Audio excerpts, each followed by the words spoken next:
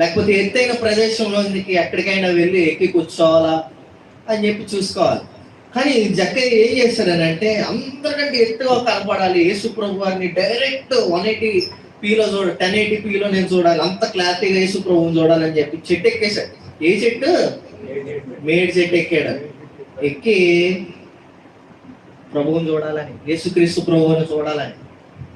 జక్కయ్య ఊహించుంటాడా, జక్కయ్య త్వరగా దిగిరము అని యేసుక్రీస్తు ప్రభు వారు అంటారని?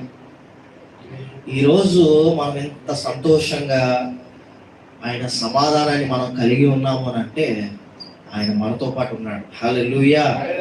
ఆ రోజు జక్కయ్యకి ఆ ఆసక్తి లేకుండా చెట్టు ఎక్కకపోయి ఉంటే జక్కయ్య కుటుంబం రక్షించబడేది కాదేమో. ఆ రోజు జక్కయ్య నాకెందుకులే అని వదిలేస్తుంటే ఈరోజు మనం జక్కయ్య గురించి అంత